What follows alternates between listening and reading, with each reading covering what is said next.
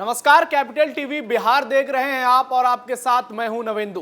बात करेंगे बीजेपी की चुनावी रणनीति को लेकर। इस बार पीएम मोदी ने ठाना है बिहार में इतिहास दोहराना है। जी हां, आज तक बीजेपी की पूर्ण बहुमत की सरकार बिहार में नहीं बनी है और जो गठबंधन के हालात दिख रहे हैं उसे देखकर ऐसा लगता भी नहीं है कि ऐसा होने वाला है। लेकिन इस बार बीजेपी ने एक नई चुनावी रणनीति तैयार की है। बीजेपी का मकसद है कि इस बार बिहार में ज्यादा से ज्यादा सीटें जीती जाए ताकि जब मतदान खत्म हो, जब वोटों की गिनती पूरी हो, उसके बाद जो समीकरण सामने आए उसमें बार्गेनिंग सीधे तौर पर साफ साफ किया जाएगा। पिछली बार तो बीजेपी 2 डिप्टी सीएम पर मान गई। इस बार भी कहा जा रहा है कि नीतीश कुमार एनडीए का चेहरा होंगे, लेकिन कुछ सियासी दिग्गज इस बात की भी तस्दीक कर रहे हैं कि चुनाव के बाद जैसा परिणाम होगा बहुत सारी बातें उस पर भी निर्भर करेंगी। हो सकता है कि नीतीश कुमार इस बार खुद का पैर पीछे खींच लें और बीजेपी को अपना सीएम बनाने के लिए कह दें। इस बात की संभावना तब होगी जब जेडीयू की सीटें बहुत कम होंगी और बीजेपी की सीटें ज्यादा होगी। लेकिन पिछले दिनों जो जानकारी आई थी उसके मुताबिक एनडीए गठबंधन में सीटों का बंटवारा तय हो गया और उसमें जेडीयू ज्यादा सीटों पर चुनाव लड़ रही है। हालांकि फासला महज 1 सीट का होगा, लेकिन वो इस बात की गवाही देगा कि बड़े भाई की भूमिका में जेडीयू है। लेकिन पिछले बार भी फॉर्मूला लगभग यही था, लेकिन बीजेपी जेडीयू से ज्यादा सीटें जीती और आज विधानसभा की स्थिति यह है कि बीजेपी बिहार में सबसे बड़ी पार्टी बन गई है। पहले आरजेडी थी, लेकिन उपचुनाव में बीजेपी ने सीटें जीती, जिसके बाद 80 विधायकों के साथ बिहार विधानसभा में बीजेपी इस बार टॉप पर है। बीजेपी का मकसद है कि इस बार बिहार में कमल ज्यादा से ज्यादा सीटों पर खिलाना है और इसके लिए पार्टी ने पटना में एक वॉर रूम स्थापित किया है। पीएम मोदी की रणनीति, अमित शाह की पूरी स्ट्रेटेजी, बिहार के 2 डिप्टी सीएम विजय सिन्हा और सम्राट चौधरी के साथ मिलकर और प्रभारी जो है विनोद तावड़े, इन सब ने मिलकर पटना में एक वॉर रूम बनाया है जिसका प्रभार रोहन गुप्ता को दिया गया है। जी हां, ये वही रोहन गुप्ता हैं जो बीजेपी के प्रवक्ता हैं। कुछ दिनों पहले कांग्रेस से बीजेपी में शामिल हुए थे लोकसभा चुनाव के दौरान। रोहन गुप्ता को इससे पहले हरियाणा और झारखंड में बीजेपी के चुनावी वॉर रूम की जिम्मेदारी दी गई थी और अब रोहन गुप्ता को पटना में जो वॉर रूम स्थापित किया गया है उसकी बड़ी जिम्मेदारी दी गई है। अब रोहन गुप्ता पूरी मॉनिटरिंग करेंगे उस वॉर रूम से जो चीजें तय होंगी। आपको बता दें कि जो वॉर रूम बनाया गया है उसमें 150 से ज्यादा वॉलंटियर्स को लगाया गया है। इसमें कई स्वयं सेवक भी रहेंगे जो बूथ स्तर तक कॉल कर पार्टी कार्यकर्ताओं से वोटर प्रोफाइल और फीडबैक जुटा रहे हैं। पहले चरण में वॉर रूम का फोकस नए वोटरों को साधना होगा, मतदाता सूची में नए वोटरों का नाम जुड़वाना होगा, क्योंकि हर बार देखा जाता है कि चुनाव में जब वोटिंग खत्म हो जाती है उसके बाद बहुत से लोगों की शिकायत होती है कि उनका नाम तो वोटिंग लिस्ट में जुड़ा ही नहीं। इसलिए बीजेपी ने इस बार तमाम टेक्निकल बातों पर ध्यान देने का काम शुरू कर दिया है। वॉर रूम का साफ उद्देश्य है कि जो टीम वर्क है और जो एक पूरा रचनात्मक प्रोसेस होगा बीजेपी का, वो यहीं से रचा जाएगा। इस पूरे वॉर रूम से तय किया जाएगा कि पार्टी के वर्कर कैसे काम करेंगे, वो किस इलाके में किस दिन जाएंगे, कहां कितने नेताओं की सभा लगेगी। अभी चुनाव की घोषणा नहीं हुई है, लेकिन ये वॉर रूम जो है ये अभी से बीजेपी के स्ट्रेटेजी को सबके सामने रखेगा। रोहन गुप्ता को बहुत बड़ी जिम्मेदारी दी गई है और सम्राट चौधरी और विजय सिन्हा, ये जो 2 बड़े नेता हैं बीजेपी के, इन पर भी बहुत बड़ी जिम्मेदारी होगी। आपको बता दें कि पीएम मोदी और नीतीश कुमार की जोड़ी बिहार में सुपरहिट रही है। अगर 2015 के चुनाव को छोड़ दिया जाए तो उस समय अलग अलग लड़े थे बीजेपी और जेडीयू। उस समय जेडीयू महागठबंधन के साथ लड़ा था और लगभग क्लीन स्वीप कर दिया था बिहार में। लेकिन उसके बाद से कई बार ऐसे हुए जब बीजेपी और जेडीयू एक साथ चुनाव लड़ी तो आरजेडी आंधी में उड़ गई। इस बार भी वही तैयारी है, क्योंकि बीजेपी के पास पीएम मोदी का चेहरा है, जेडीयू के पास सीएम नीतीश का चेहरा है और एनडीए गठबंधन के पास मोदी नीतीश की जोड़ी, इसके अलावा चिराग पासवान, जीतन राम मांझी और उपेंद्र कुशवाहा जैसे हर बिरादरी के बड़े नेता शामिल हैं। पीएम मोदी और नीतीश कुमार के सहारे बीजेपी पिछले 20 सालों के जो काम रहा है उनका, बीजेपी सरकार ने जो पिछले 20 सालों में एनडीए सरकार ने जो बिहार में काम किए हैं उसको हर एक लोगों तक पहुंचाना मकसद है इसका। आपको बता दें कि बीजेपी में सीट बंटवारे को लेकर सहमति बन गई है, जिसे लेकर खबर आई और अब प्लानिंग इस वॉर रूम के तहत की जाएगी कि बीजेपी को उन सीटों पर मजबूत बनाया जाएगा जहां बीजेपी कमजोर है। जो जानकारी आ रही है उसके मुताबिक बीजेपी के खेमे में कुछ ऐसी सीटें भी जा सकती है जो बीजेपी लड़ना नहीं चाहती है, लेकिन गठबंधन का मामला है, हर किसी में सीट बंटवारा होना है। ऐसे में कुछ ऐसी भी सीटें लेनी पड़ेगी हर पार्टियों को जो उनके लिए निकालना मुश्किल होगा।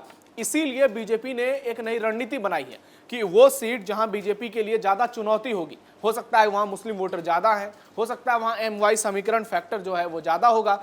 ऐसे में बीजेपी ने जो स्ट्रेटेजी बनाई है उसके मुताबिक जो टफ सीट है उसको निकालना है। जैसे कि लोकसभा में भी स्ट्रेटेजी बनाया गया था जो कि यूपी में काम नहीं कर पाया, लेकिन बिहार चुनाव को लेकर बीजेपी ने यह साफ कर लिया है कि अगर वो 101 से 102 सीटों पर चुनाव लड़ती है तो उसे कम से कम 80 से 90 सीटें जीतनी है, तभी वो इस भूमिका में आ पाएगी कि नीतीश कुमार के साथ कुछ बड़े स्तर पर बार्गेनिंग की जाए।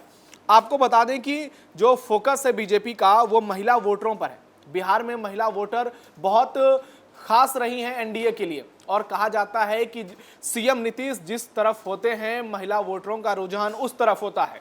चाहे कोई भी बड़ा नेता क्यों ना प्रचार करने के लिए आए, महिला वोटर्स जो है वो नीतीश कुमार के साथ एकजुट रहती हैं, और बीजेपी भी इस बात को बखूबी जानती है। और पीएम मोदी जिस तरह से बिहार का दौरा लगातार कर रहे हैं और अपने कामों को बता रहे हैं, महिला वोटरों को साध रहे हैं, ऐसे में बीजेपी और जेडीयू के लिए ये कहें तो सोने पर सुहागा होगा जब पीएम मोदी और नीतीश कुमार एक मंच से महिला वोटरों को साधेंगे। और आपको बता दें कि जो वॉर रूम बनाया गया है उसका दायरा बढ़ाया जाएगा। जैसे जैसे चुनाव का समय नज़दीक आएगा उसमें जो वर्कर्स हैं, जो स्वयंसेवक हैं, उनकी संख्या बढ़ाई जाएगी, और जो सरकारी योजना के लाभार्थी लोग हैं उन तक एक एक बात पहुंचाई जाएगी सरकार की, कि सरकार ने पिछले सरकार ने क्या काम किया है, हमारी सरकार ने क्या काम किया है। इसे ये वॉर रूम जो स्थापित किया गया है इसे लेकर बीजेपी के संगठन महामंत्री भीखू भाई दल सानिया लगातार एक एक विधानसभा सीट का दौरा कर रहे हैं, वो रिपोर्ट ले रहे हैं और जहां जहां कमी है उस पर बीजेपी काम करेगी। इस वॉर रूम से फिलहाल जेडीयू का कोई लेना देना नहीं होगा, क्योंकि यह सिर्फ बीजेपी की स्ट्रेटेजी पर पूरी तरह से निर्भर है। तो अब देखना यह होगा कि क्या जेडीयू भी कोई वॉर रूम, चुनावी वॉर रूम तैयार करती है, और अगर ऐसा होता है बीजेपी और जेडीयू, पिछली बार ये आरोप लगे थे कि कई सीटों पर ऐसा हुआ था जहां पे बीजेपी के जो कार्यकर्ता हैं उन्होंने जेडीयू की मदद नहीं की और जेडीयू के कार्यकर्ता हैं उन्होंने बीजेपी की मदद नहीं की, और बीच में चिराग पासवान ने पूरा खेला बिगाड़ दिया जिससे समीकरण बदल गए। लेकिन अगर सब कुछ ठीक रहता तो ये बहुत से लोगों ने दावा किया कि बीजेपी और जेडीयू की जोड़ी 170 से 180 सीटें जीत सकती थी एनडीए, लेकिन ऐसा नहीं हुआ। और इस बार उसी कमी को पूरा करने के लिए अंदर खाने जो प्लानिंग की जा रही है उसका पॉजिटिव रिजल्ट मिलने का अनुमान बीजेपी को भी है, जेडीयू को भी है। इसलिए ये चुनावी वॉर रूम जो है ये बहुत ज्यादा इंपॉर्टेंट हो रहा है। अब ये देखना होगा कि जब बीजेपी के वर्कर्स लोगों के बीच जाते हैं वो कौन कौन सी सरकारी योजनाएं हैं उसको लोगों के सामने रखेंगे। आपको बता दें कि सबसे ज्यादा जो फोकस होगा वो होगा प्रधानमंत्री आवास योजना पर। बिहार में लाखों की संख्या में लोगों के घर बने हैं।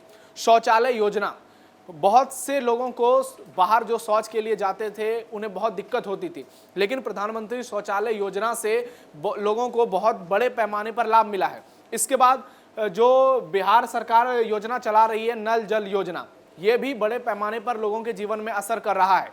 नीतीश कुमार की सुरक्षा की बात हो या फिर स्कूल में पोशाक और साइकिल की बात हो या फिर सरकारी नौकरी की बात हो, तो हर मोर्चे पर एनडीए बहुत मजबूत नजर आ रहा है।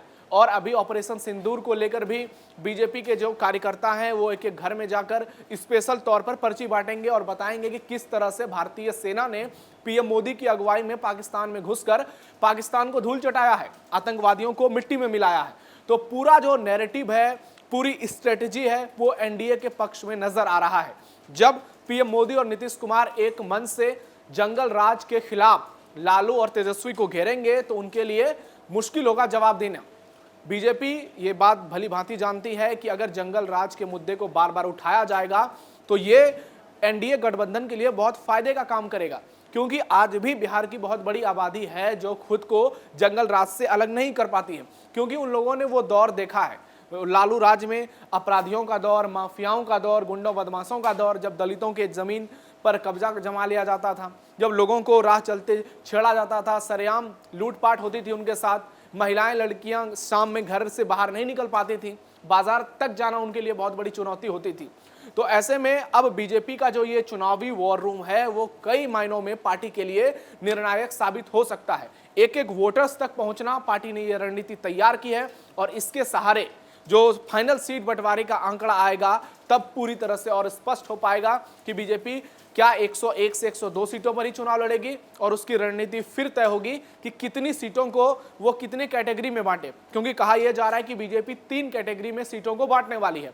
पहला, जो सीट उसे लगता है कि वो आसानी से जीत जाएगी, और दूसरा जो उसे लगता है कि वहां पर कांटे की टक्कर होगी, और तीसरा जो बीजेपी के लिए मुश्किल भरी सीट होगी। तो इस बार बीजेपी ने अपना स्ट्रेटेजी बदला है और वो मुश्किल भरी जो भी सीट है उस पर ज्यादा वर्क करना चाहती है, और इसके लिए ये स्पेशल वॉर रूम पटना में तैयार किया गया है, जिसकी जिम्मेदारी पार्टी के जो राष्ट्रीय प्रवक्ता है रोहन गुप्ता उन्हें दी गई है। तो इस खबर पर आपकी क्या राय है? आप क्या सोचते हैं कि ये जो चुनावी वॉर रूम है ये बीजेपी के पक्ष में कितना काम कर पाएगा?